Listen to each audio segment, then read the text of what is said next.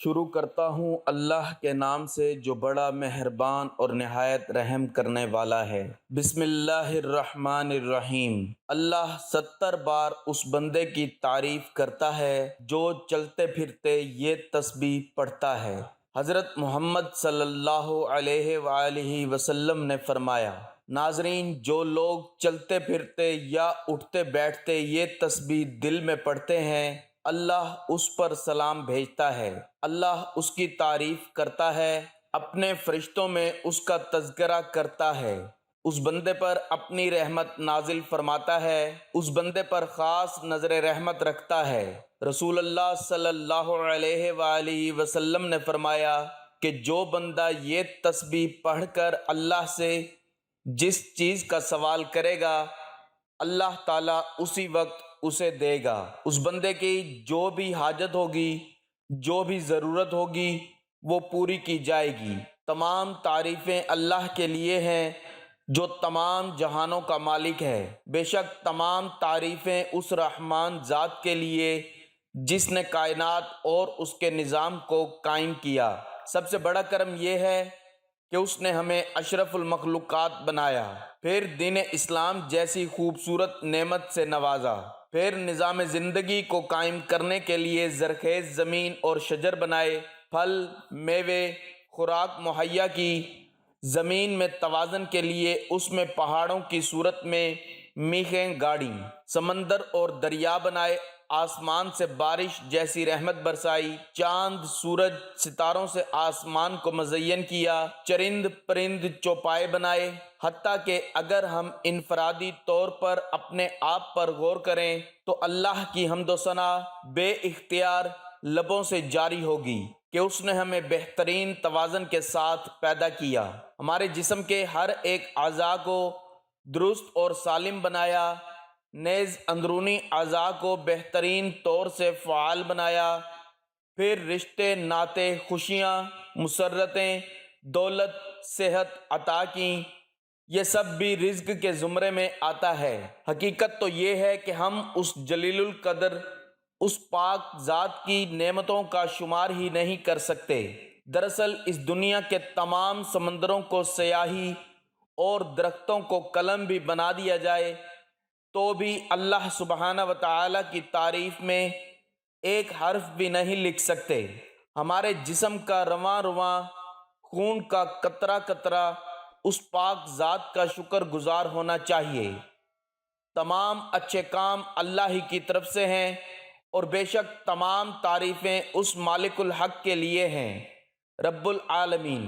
اس جملے پر اگر غور کیا جائے تو معلوم ہوگا کہ یہاں اللہ کسی خاص دنیا یا مخصوص جہاں کے بارے میں بات نہیں کر رہا، بلکہ ان تمام جہانوں کا ذکر کر رہا ہے جو ظاہر و پوشیدہ ہیں۔ واللہ عالم، ایسے کتنے جہان، کتنی کائناتیں موجود ہیں جو صرف اور صرف اسی کے علم میں ہیں اور اسی کی تخلیق کردہ ہیں۔ ہمارے پیارے نبی حضرت محمد مصطفیٰ صلی اللہ علیہ وآلہ وسلم کی محبت ہمارے ایمان کا لازمی جزو ہے، جس کے بغیر ایمان مکمل ہی نہیں ہوتا۔ سورۃ توبہ میں ارشاد باری تعالیٰ ہے، اے نبی صلی اللہ علیہ وآلہ وسلم فرما دیجئے، اگر تمہارے آباء و اجداد اور تمہارے بیٹے اور تمہارے بھائی اور تمہاری بیویاں اور تمہارا خاندان اور وہ مال جو تم کماتے ہو اور وہ تجارت جس کے نقصان کا تمہیں ڈر ہے اور وہ گھر جو تمہیں پسند ہیں، تمہیں اللہ اور اس کے رسول اور اللہ کے راستے میں جہاد سے زیادہ محبوب ہیں تو اللہ کے عذاب کا انتظار کرو، اور اللہ فاسقوں کو ہدایت نہیں دیتا۔ نبی کریم صلی اللہ علیہ وآلہ وسلم کا ارشاد گرامی ہے، تم میں سے کوئی اس وقت تک مومن نہیں ہو سکتا جب تک کہ میں اسے اس کے والدین، اس کی اولاد اور تمام لوگوں سے زیادہ محبوب نہ ہو جاؤں۔ بلا شبہ آپ صلی اللہ علیہ وآلہ وسلم کی ذات ہی سب سے بڑھ کر محبت کیے جانے کے قابل ہے۔ اللہ تعالیٰ نے آپ صلی اللہ علیہ وآلہ وسلم کی اداؤں کو قرآن پاک کا حصہ بنا دیا۔ آپ صلی اللہ علیہ وآلہ وسلم کے چہرے کا آسمان کی طرف اٹھنا آپ صلی اللہ علیہ وآلہ وسلم کا کلام، آپ صلی اللہ علیہ وآلہ وسلم کے شہر، جنگیں اور فتوحات، قیام اللیل، دعوت و تبلیغ، معراج، آپ صلی اللہ علیہ وآلہ وسلم کے صحابہ رضی اللہ تعالی عنہم، آپ صلی اللہ علیہ وآلہ وسلم کی ازواج، اہل بیت، آپ صلی اللہ علیہ وآلہ وسلم کی ہجرت، اخلاق، غرض پوری زندگی قرآن نے بیان کر دی۔ کہیں آپ صلی اللہ علیہ وآلہ وسلم کی رضا میں اللہ کی رضا بتائی گئی۔ اگر آپ صلی اللہ علیہ وآلہ وسلم چادر لپیٹ لیں تو اللہ پاک یا ایھا المزمل اور یا ایھا المدثر کہہ کر مخاطب کرے، کفار کے طعنوں پر انا اعطیناک الکوثر کی خوشخبری سنائے۔ کہیں شاہد، کہیں مبشر تو کہیں نذیر پکارا گیا۔ سراج منیر، رؤوف الرحیم جیسے القابات سے نوازا گیا۔ اللہ کو تو یہ بھی پسند نہیں کہ کوئی اس کے محبوب صلی اللہ علیہ وآلہ وسلم کے سامنے بلند آواز سے بات کرے۔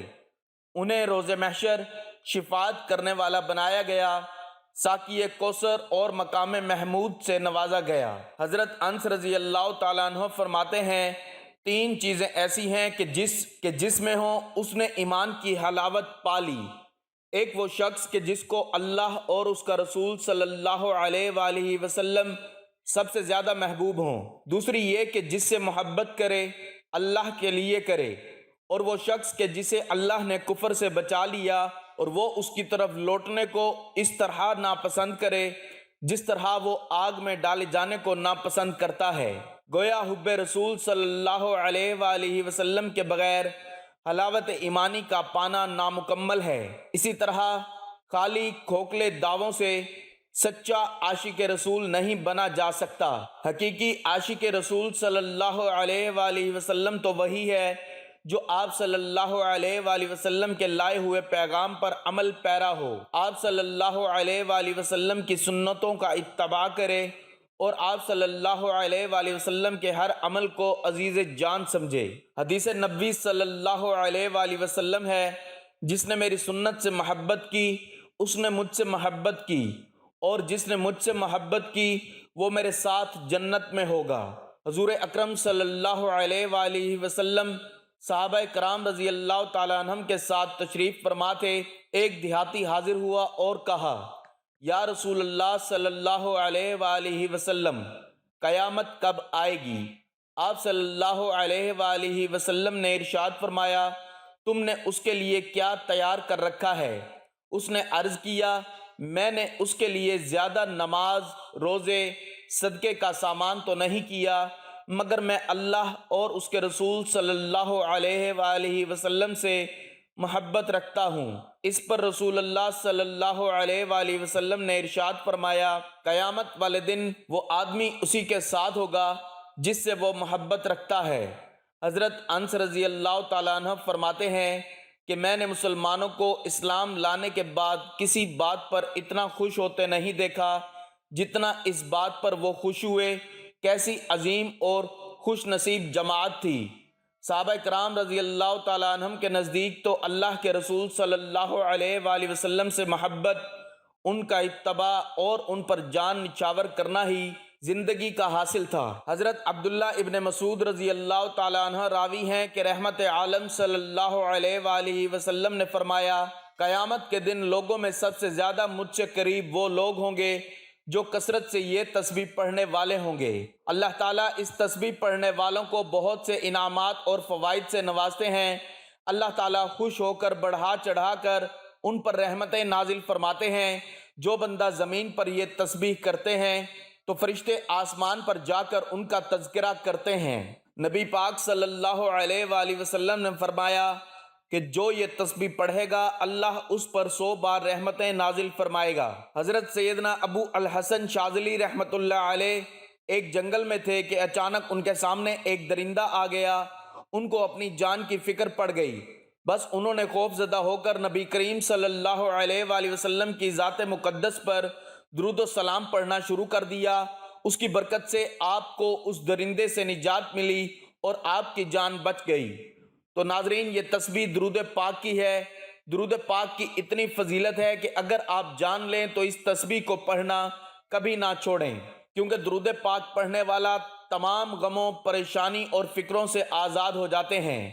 اللہ اسے بے نیاز کر دیتا ہے، اس کی تمام پریشانیاں اپنے ذمہ لے لیتا ہے۔ ارشاد نبی صلی اللہ علیہ وآلہ وسلم ہے، جب تم مؤذن کو سنو تو تم بھی اسی طرح کہو جیسے وہ کہے، پھر مجھ پر درود بھیجو، کیونکہ جو شخص مجھ پر 1 مرتبہ درود بھیجتا ہے تو اللہ تعالیٰ اس پر 10 مرتبہ رحمتیں بھیجتا ہے، اس کی تعریف کرتا ہے۔ حضور صلی اللہ علیہ وآلہ وسلم نے ارشاد فرمایا کہ بدبخت ہے وہ انسان جس کے سامنے میرا ذکر ہو اور وہ مجھ پر درود نہ بھیجے صلی اللہ علیہ وآلہ وسلم۔ آج کا ہمارا وظیفہ درود پاک یعنی درود شریف کی فضیلت اور اس کی اہمیت کے بارے میں ہے۔ درود شریف دراصل ہمارے لیے ایک مکمل معلم بھی ہے، ایک استاد بھی ہے، ایک ڈاکٹر بھی ہے، ایک حکیم بھی ہے، ایک راستہ نجات بھی ہے، یعنی دنیا میں رہتے ہوئے اور زندگی گزارتے ہوئے ہمارے لیے سب کچھ ہے۔ قرآن مجید فرقان حمید کی سورۃ الاحزاب کی آیت نمبر 56 جو مدنی سورت ہے، اس میں اللہ تبارک و تعالیٰ کا ارشاد ہے کہ بے شک اللہ اور اس کے فرشتے نبی صلی اللہ علیہ وآلہ وسلم پر درود بھیجتے ہیں، تو اے ایمان والو تم بھی ان پر درود اور خوب سلام بھیجو۔ اس آیت مبارکہ میں اللہ تبارک و تعالیٰ نے اپنے حبیب صلی اللہ علیہ وآلہ وسلم کی شان بیان کرتے ہوئے فرمایا کہ میرے فرشتے اور میں خود میرے حبیب صلی اللہ علیہ وآلہ وسلم پر درود بھیجتے ہیں۔ مطلب یہ کہ اب میرے ہر بندے پر یہ لازم ہو گیا کہ وہ بھی صلی اللہ علیہ وآلہ وسلم پر درود اور خوب سلام بھیجے اگر آخرت میں اپنی بخشش چاہیے۔ حافظ محمد بن عبد الرحمن سخاوی رحمۃ اللہ علیہ فرماتے ہیں کہ اس آیت میں لفظ یصلون کا استعمال ہوا ہے جو ہمیشگی پر دلالت کرتا ہے، یعنی اللہ تبارک و تعالی اور اس کے فرشتے ہمیشہ ہمیشہ ہمارے نبی صلی اللہ علیہ وآلہ وسلم پر درود بھیجتے ہیں۔ اللہ تعالیٰ اپنے بندوں پر کتنا مہربان ہے، اس کی رحمت اپنے بندوں کی بخشش کے بہانے تلاش کرتی رہتی ہے۔ آپ صلی اللہ علیہ وآلہ وسلم پر درود و سلام پڑھ کر بھیجنا بھی بخشش کا ذریعہ ہے۔ احادیث میں بھی درود شریف پڑھنے کی بکثرت ترغیب دلائی گئی ہے اور 20 مقامات پر اس کے فضائل بیان کیے گئے ہیں۔ حضرت انس بن مالک رضی اللہ تعالیٰ عنہ روایت کرتے ہیں کہ آپ صلی اللہ علیہ وآلہ وسلم نے فرمایا، جب اللہ تبارک و تعالیٰ کے لیے محبت رکھنے والے 2 بندے آپس میں ملتے ہیں اور مجھ پر درود بھیجتے ہیں تو ان کے آپس میں الگ ہونے سے پہلے اللہ تبارک و تعالیٰ ان کے اگلے پچھلے گناہوں کو معاف کر دیتا ہے۔ بالکل اسی طرح ایک دفعہ حضرت علی کرم اللہ وجہ الکریم کے پاس ایک سائل آیا اور کہنے لگا کہ مجھے کچھ دیجئے، میں تنگ دست ہوں، لیکن اس وقت حضرت علی کرم اللہ وجہ الکریم کے پاس دینے کو کچھ بھی نہ تھا۔ آپ رضی اللہ تعالیٰ عنہ نے 10 بار درود پاک پڑھ کر اس کی ہتھیلی پر پھونک ماری اور فرمایا کہ اسے بند کر لو۔ باہر جا کر جب اس سائل نے ہتھیلی کھولی تو وہ سونے کے دیناروں سے بھری ہوئی تھی۔ حضرت امام خواجہ حسن بصری رحمۃ اللہ علیہ کے دور میں ایک خاتون نے خواب دیکھا کہ اس کی بیٹی بڑے عذاب میں مبتلا ہے اور جہنم کی آگ اس پر مسلط کر دی گئی ہے، تو وہ خاتون یہ سب دیکھ کر ڈر گئی اور جب صبح ہوئی تو خواجہ حسن بصری رحمۃ اللہ علیہ کے دربار میں حاضر ہو گئی اور سارا واقعہ بیان کرنے کے بعد کہنے لگی کہ میں یہاں سے اس وقت تک نہیں جاؤں گی جب تک کہ آپ علیہ رحمت اس کا خلاصہ مجھے نہیں فرما دیتے یا اس خواب کی حقیقت سے مجھے آشنا نہیں فرما دیتے۔ آپ علیہ رحمت نے کچھ توقف کیا اور اس کے بعد فرمایا کہ تم جاؤ اور کل آنا۔ یہ سن کر وہ عورت چلی گئی۔ جب رات کا وقت آیا اور آپ علیہ رحمت آرام کرنے کے لیے لیٹے تو آپ علیہ رحمت کی آنکھ لگ گئی اور آپ علیہ رحمت نے دیکھا کہ بڑا خوبصورت منظر ہے اور چند جنتی عورتیں جنت میں کھڑی باتیں کر رہی تھیں۔ آپ علیہ رحمت نے قریب جا کر دیکھا تو ان میں ایک بہت خوبصورت لڑکی بھی تھی۔ آپ علیہ رحمت نے فرمایا تم کون ہو؟ تو اس نے کہا جو عورت آپ علیہ رحمت سے مدد مانگنے آئی تھی میں ہی اسی کی بیٹی ہوں۔ یہ سن کر آپ علیہ رحمت نے فرمایا لیکن تمہاری ماں نے تو بتایا تھا کہ تم جہنم کے اندر عذاب میں مبتلا ہو، تو اس نے کہا کہ ہاں یہ ٹھیک ہے، لیکن رات ایک نوجوان اس قبرستان میں آیا اور اس نے درود پاک پڑھ کر وہاں پر موجود سارے مدفن لوگوں کو بخش دیا، جس کے نتیجے میں اللہ تبارک و تعالی نے ہمارے گناہوں کو نیکیوں میں بدل کر ہمیں جنت میں بھیج دیا اور سب یہاں موجود ہیں۔ اب دیکھیں، ایک شخص کے درود پاک پڑھنے کی برکت سے اس قبرستان میں موجود سارے لوگوں کی بخشش ہو گئی۔ یہ ہے درود پاک پڑھنے کی برکت اور فضائل۔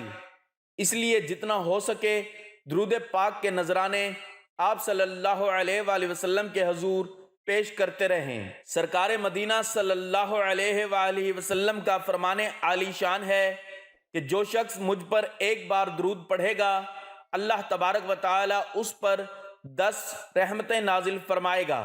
جو شخص 10 بار درود پڑھے گا، اللہ تبارک و تعالی اس پر 100 رحمتیں نازل فرمائے گا، اور جو شخص مجھ پر 100 بار درود پڑھے گا، اللہ تبارک و تعالی اس کی دونوں آنکھوں کے درمیان لکھ دیتا ہے کہ یہ نفاق اور جہنم کی آگ سے آزاد ہے، اور اسے بروز قیامت شہداء کے ساتھ رکھا جائے گا۔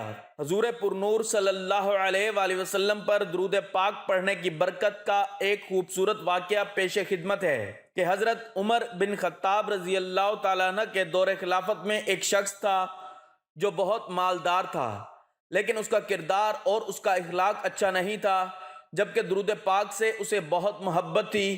وہ کبھی بھی درود پاک پڑھنے سے غافل نہیں رہتا تھا۔ جب اس کی زندگی کا آخری وقت قریب آیا تو اس کا چہرہ سیاہ ہو گیا تھا اور بہت زیادہ تنگی لاحق ہو گئی۔ اس حالت میں اس نے ندا دی، یعنی التجا کی کہ اے اللہ تبارک و تعالیٰ کے حبیب صلی اللہ علیہ وآلہ وسلم، میں نے تو درود پاک پڑھنے میں کبھی کوتاہی نہیں کی، پھر میرے ساتھ ایسا کیوں؟ اچانک ایک پرندہ آسمان سے اڑتا ہوا آیا اور اپنا پر اس کے چہرے پر پھیرا تو چہرہ نور سے منور ہو گیا اور ایک خوشبو سی پھیل گئی، اور اس طرح وہ ایمان کی حالت میں دنیا سے رخصت ہو گیا۔ کسی نے خواب میں دیکھا کہ وہ زمین اور آسمان کے درمیان چل رہا ہے اور قرآن مجید کی یہ آیت مبارک پڑھ رہا ہے، جس کا ترجمہ ہے کہ بے شک اللہ تبارک و تعالی اور اس کے فرشتے نبی صلی اللہ علیہ وآلہ وسلم پر درود بھیجتے ہیں، تو اے ایمان والو، تم بھی ان پر درود بھیجو اور خوب سلام بھیجو۔ مطلب یہ ہے کہ اس کا کردار اور اخلاق اچھے نہ تھے، لیکن درود پاک کی برکت سے نہ صرف اس کا چہرہ منور ہو گیا بلکہ وہ ایمان کے ساتھ دنیا سے رخصت ہو گیا۔ دوستو، درود پاک کی کثرت سے ہماری دنیا بھی آباد ہو جائے گی اور آخرت بھی سنور جائے گی۔ بروز محشر جب نامہ اعمال تولے جائیں گے اور اگر کسی مومن کی نیکیاں کم ہو جائیں گی اور گناہوں کا پلڑا بھاری ہو جائے گا تو وہ مومن پریشانی کے عالم میں یہاں وہاں دیکھ رہا ہوگا کہ اچانک آپ صلی اللہ علیہ وآلہ وسلم میزان پر تشریف لائیں گے اور چپکے سے اپنے پاس سے ایک بند پرچہ مبارک اس کے نیکیوں کے پلڑے میں رکھ دیں گے، جسے رکھتے ہی اس کی نیکیوں کا پلڑا بھاری ہو جائے گا۔ اس شخص کو معلوم ہی نہیں ہوگا کہ یہ کون تھے جو اس کا بیڑا پار کر گئے۔ جب وہ آپ صلی اللہ علیہ وآلہ وسلم کو دیکھے گا کہ اتنے سخی اور اتنے حسین و جمیل، تو پوچھے گا آپ صلی اللہ علیہ وآلہ وسلم کون ہیں؟ آپ نے مجھ پر کرم فرما کر مجھے جہنم کا ایندھن بننے سے بچا لیا، اور اس پرچے میں کیا تھا جو میری نیکیوں کے پلڑے میں رکھا تھا؟ تو ارشاد ہوگا کہ میں تمہارا نبی ہوں، اور اس پرچے میں وہ درود پاک تھے جو تم مجھے بھیجا کرتے تھے۔ تو اس سے یہ پتہ چلا کہ ہم جو درود شریف پڑھ کر آپ صلی اللہ علیہ وآلہ وسلم کی بارگاہ میں بھیجتے ہیں، وہ نہ صرف پہنچتے ہیں بلکہ ہمیں ان کا اجر بھی ملتا ہے۔ محترم ناظرین، ربیع الاول کا مہینہ شروع ہونے والا ہے، ابھی سے درود پاک پڑھنا شروع کر دیں۔ نبی پاک صلی اللہ علیہ وآلہ وسلم پر زیادہ سے زیادہ درود و سلام بھیجیں تاکہ اللہ پاک آپ کی جائز دینی دنیاوی حاجات کو پورا کریں۔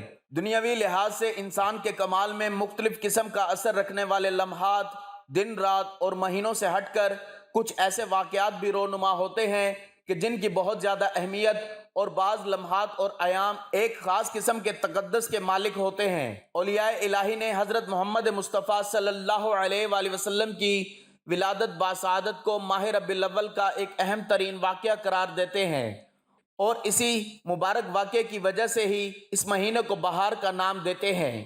بنی نوع انسان کو دین اسلام کے ذریعے اللہ تعالیٰ کی جتنی برکات اور مہربانیاں حاصل ہوئی ہیں وہ کامل ترین انسان یعنی حضرت محمد مصطفیٰ صلی اللہ علیہ وآلہ وسلم کے مقدس وجود کی برکت کی وجہ سے ہیں کہ جو اس مہینے میں اس دنیا میں آئے تھے۔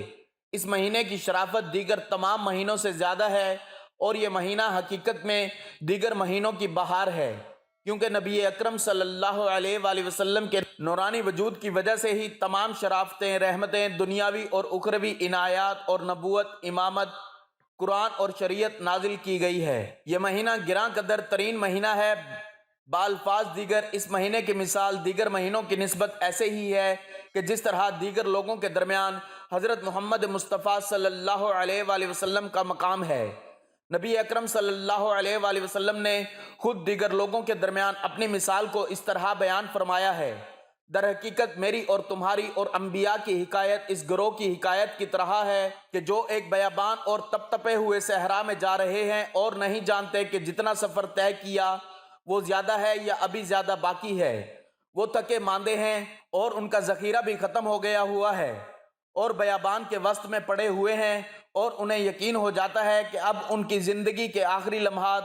اس وقت اچانک نیا لباس پہنے ایک مرد ظاہر ہوتا ہے کہ جس کے سر سے پانی ٹپک رہا ہے۔ وہ لوگ کہتے ہیں یہ مرد ابھی ابھی آبادی سے آیا ہے۔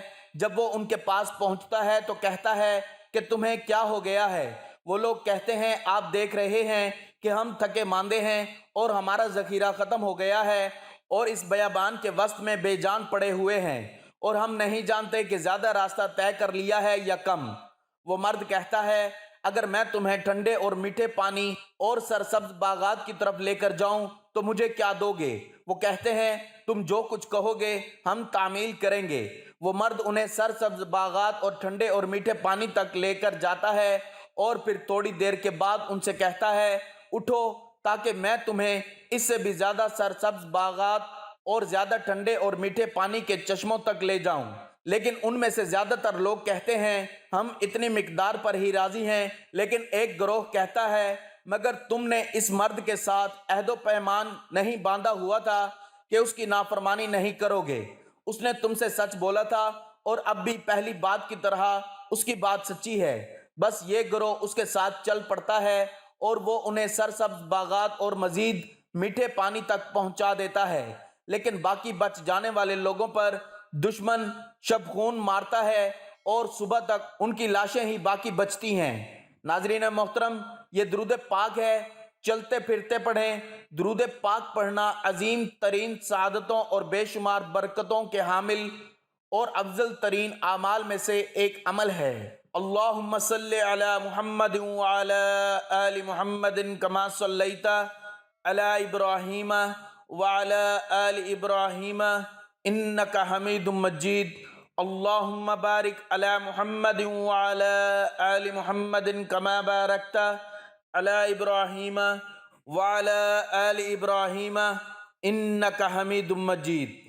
اللہ والو، جتنا ہو سکے درود شریف کو اپنی زندگی کے معمول کا ایک حصہ بنا لیں، اور جب آپ اس کو معمول کے ساتھ پڑھنا شروع کریں تو آپ کو اپنی زندگی میں نمایاں تبدیلی آتی ہوئی محسوس ہوگی۔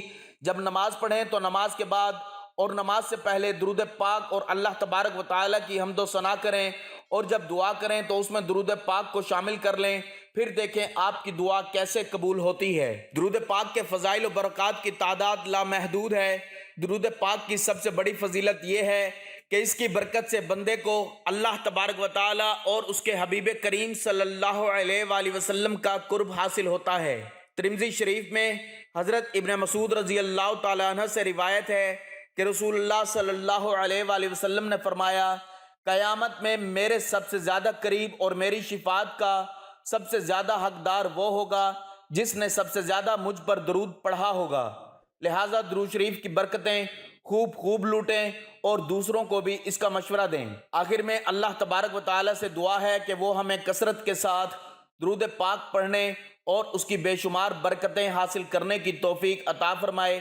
آمین ثم آمین۔ ناظرین، گزارش ہے کہ اللہ تعالیٰ کے 99 ناموں میں سے کوئی ایک نام لکھ کر کمنٹس میں ضرور شیئر کریں۔